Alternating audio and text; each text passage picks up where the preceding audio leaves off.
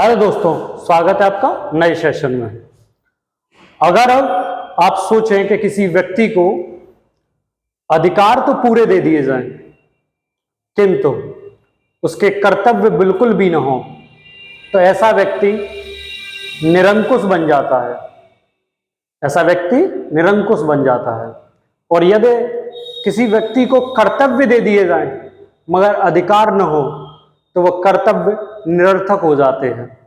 तो अगर हमारे अपने संविधान में देखें तो भाग 3 में हमें मूल अधिकार प्राप्त थे, किंतु मूल कर्तव्यों का मूल संविधान में कोई स्थान नहीं था। फंडामेंटल ड्यूटीज डिस्क्राइब नहीं थी।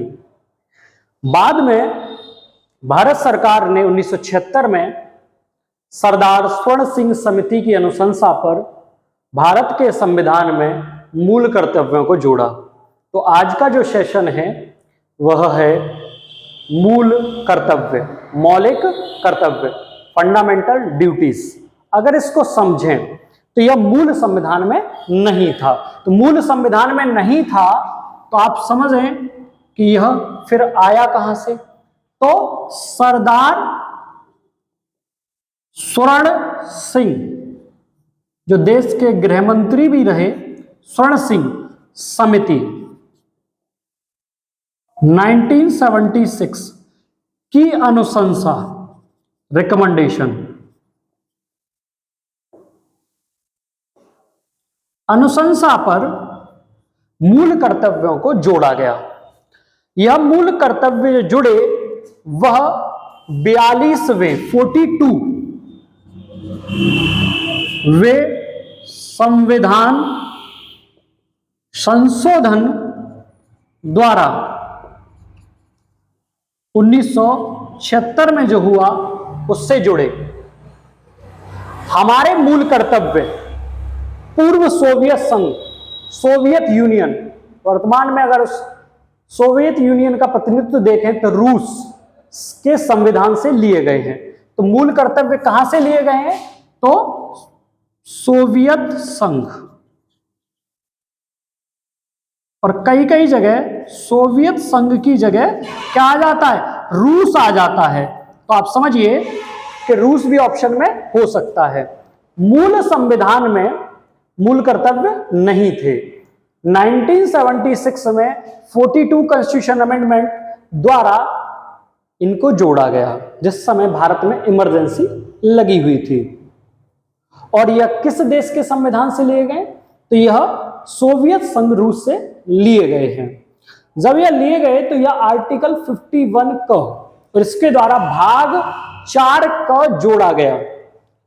तो उस समय जब यह जोड़े गए थे तब यह थे 10। तब कितने थे? यह थे 10। फिर इसमें 86 कॉन्स्टिट्यूशन अमेंडमेंट हुआ, कल हम उसको देख रहे थे, शिक्षा का अधिकार, जिससे 21 का जुड़ा।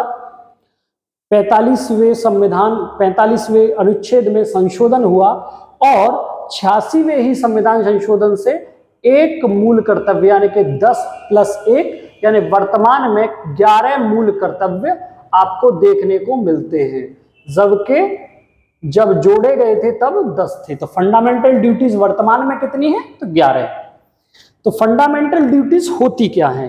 फंडामेंटल ड्यूटीज नागरिकों को यह बताती हैं कि उन्हें देश के सम्मान, देश की एकता, देश की संस्कृति के लिए क्या करना चाहिए। यानी कि आप समझें, यह वह ड्यूटीज हैं जो एक सिटीजन को अपने देश के प्रति निभानी चाहिए, उसे फॉलो करनी चाहिए। तो यह मुख्यतः पहले 10 थी, वर्तमान में एक और जोड़ी गई और वर्तमान में इनकी संख्या यानी मौलिक कर्तव्यों की संख्या 11 है। एक एक करके हम सभी को समझते हैं।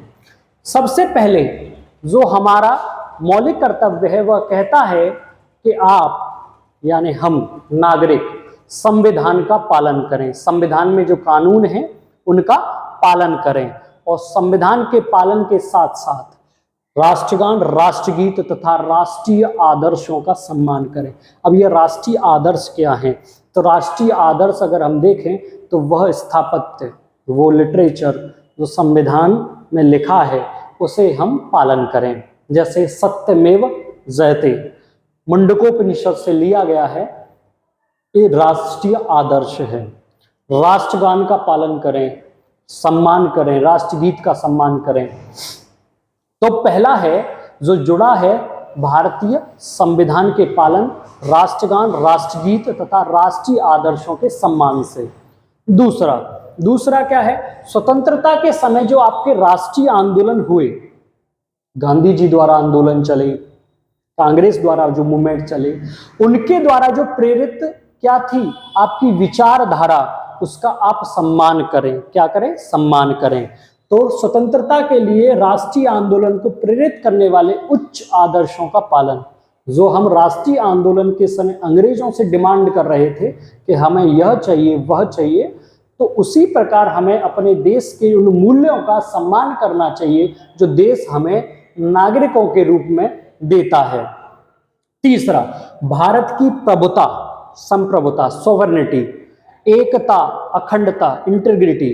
आप हमारे देश की अगर बात करें तो 28 राज्य, 8 संघराज्य क्षेत्र में बटा हुआ है, उसको एक रखने का, उसको अक्षुण्ण रखने का, उसको अखंड रखने का पालन करें।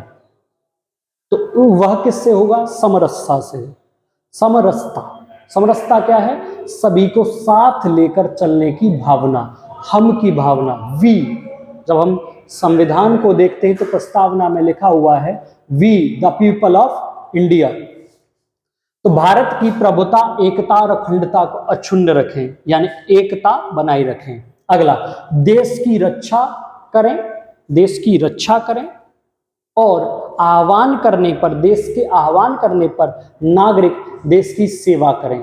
तो देश की रक्षा और सेवा करें, यह क्या है? चौथा आपका मूल कर्तव्य है। पांचवा मूल कर्तव्य, भारत के लोगों में समरसता, सहानुभूति, एक दूसरे के प्रति प्रेम, बंधुत्व की भावना और भेदभाव को समाप्त करने जैसे भेदभाव मूलक जो भी प्रथाएं हैं उनको समाप्त किया जाए, रूढ़ियों को समाप्त किया जाए।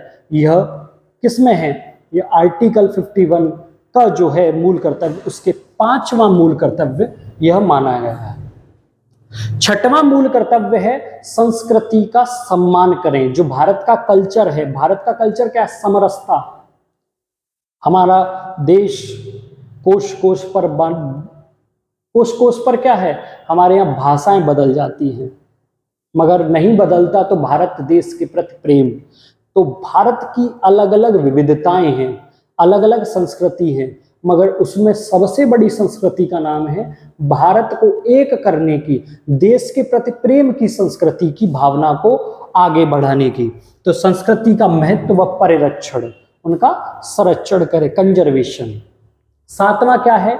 सातवां अगर देखें तो हम देख रहे थे 48 का कल डीपीएसपी में आर्टिकल 48 का क्या कह रहा था? पर्यावरण का संरक्षण, वह मूल कर्तव्य में भी है। तो पर्यावरण का संरक्षण करें, वन, नदी, झील, पर्वत, इन सब का क्या करें? सम्मान करें और संरक्षण करें, क्योंकि यह प्राकृतिक धरोहर भारत की विशिष्ट धरोहर है। क्योंकि भारत दुनिया के उन चुनिंदा जैव विविधता, बायोडाइवर्सिटी स्पॉट्स में है जहां सभी प्रकार की जैव विविधताएं पाई जाती हैं, चाहे जीव के स्तर पर या प्राकृतिक संसाधनों के स्तर पर। अगला, आठवां, वैज्ञानिक दृष्टिकोण, यानी कि साइंटिफिक अपना कल्चर को प्रमोट किया जाए। हमारी सोच कैसी होनी चाहिए? वैज्ञानिक और ज्ञानार्जन, विद्या का क्या करें? शिक्षा का हम शिक्षा प्राप्त करें। हम नागरिक क्या करें? वैज्ञानिक दृष्टिकोण अपनाएं तथा शिक्षा प्राप्त करके देश की उन्नति में सहयोग करें। अगला, नौवां, सार्वजनिक संपत्ति को सुरक्षित रखें। यह सबसे बड़ी समस्या है भारत के लोगों में, ये बुराई है, बहुत बड़ी बुराई है। हमने देखा होगा अक्सर कि हम रोड के किनारे जा रहे होते हैं, अच्छे फुटपाथ पर कोई रेलिंग लगी हुई है, हम उस पर बैठ जाएंगे, उसको मोड़ देंगे और थूकना हर जगह। हमारे यहाँ गुटखे का बड़ा सेवन होता तो हर जगह हम लाल कर देते हैं, ये क्या है? सरकारी संपत्ति।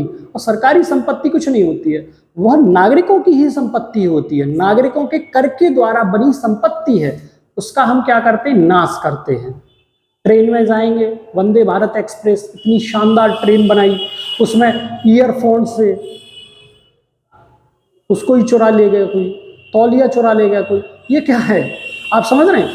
तो यह सार्वजनिक संपत्ति को सुरक्षित रखें, यह देश का संविधान डिमांड करता है नागरिकों से। तो सार्वजनिक संपत्ति को सुरक्षित रखें, सार्वजनिक संपत्ति को क्या रखें? सुरक्षित रखें। अगला 10वां, सतत विकास, सस्टेनेबल डेवलपमेंट। यह वर्तमान में सबसे बड़ी मांग है। पर्यावरणविद कोई सा भी हो या कोई भी जो व्यक्ति अमूमन समझ रखता है पर्यावरण के प्रति, वह बात जो करेगा या भविष्य के प्रति जो सचेत है, वह बात करेगा सतत विकास की, सस्टेनेबल डेवलपमेंट। ऐसा विकास हो जिससे अन्य चीजों को हानि न हो। आप विकास के नाम पर प्रदूषण करते हैं, आप विकास के नाम पर नदियों में प्रदूषण से जल को खराब करते हैं। यह कैसा विकास है जो भविष्य में हमारी आने वाली पीढ़ियों को केवल खराब पानी, खराब नदियां, खराब पर्यावरण, खराब वायुमंडल और मृदा में प्रदूषण जैसी, मृदा में पॉल्यूशन, आप समझ रहे हैं? मिट्टी में इतनी पॉलीथीन मिल जाएगी, आने वाले भविष्य में यह जो मिट्टी है यह उपजाऊ रह जाएगी क्या? तो यह सम्मिलित प्रयास से होगा, सम्मिलित प्रयास, सबका साथ सबका विकास। यह वर्तमान सरकार का एक स्लोगन रहा है, यहीं से आया है कहीं, कि सतत विकास और सम्मिलित प्रयास, सबका साथ सबका विकास। तो विकास के साथ सबका साथ भी होना चाहिए। ऐसा नहीं है कि विकास कुछ चंद पूंजीपतियों का हो, अमीरों का हो, गरीब और गरीब होता जाए, ये समाजवाद नहीं है। और अंतिम अगर देखें तो यह 10 जो जोड़े गए थे, यह 42वें संविधान संशोधन से जोड़े गए, और 11वां जो जोड़ा गया मूल कर्तव्य, वो 86 कॉन्स्टिट्यूशन अमेंडमेंट 2002 द्वारा जोड़ा गया। क्या था? 6 से 14 वर्ष के जो बच्चे हैं उनको शिक्षा दिलवाने का प्रयास कौन करेगा? उनके माता पिता और संरक्षक। माता पिता और संरक्षक 6 से 14 वर्ष के बच्चों को शिक्षा दिलवाने का प्रयास करेंगे। यह कौन सा कर्तव्य है? 11वां मूल कर्तव्य है, जिसे जोड़ा गया 86वें संविधान संशोधन 2002 द्वारा। तो यह जो मूल कर्तव्य है बहुत महत्वपूर्ण है। प्रश्न बनता है कब जोड़े गए, किस समिति के द्वारा जोड़े गए, कहां से लिए गए हैं, जब जोड़े गए तब कितने थे, वर्तमान में कितने हैं, 11वां मूल कर्तव्य कब जोड़ा गया, 11वां मूल कर्तव्य है क्या? तो यह महत्वपूर्ण है, हर परीक्षा में यह प्रश्न बनता है। तो आप स्क्रीनशॉट ले सकते हैं। उम्मीद है आपको यह सेशन अच्छा लगा होगा। मिलते हैं नेक्स्ट सेशन में, तब तक आप वीडियोस को प्यार करते रहिए, लाइक करिए, सब्सक्राइब करिए, शेयर करिए। मिलते हैं नेक्स्ट सेशन में। नमस्कार।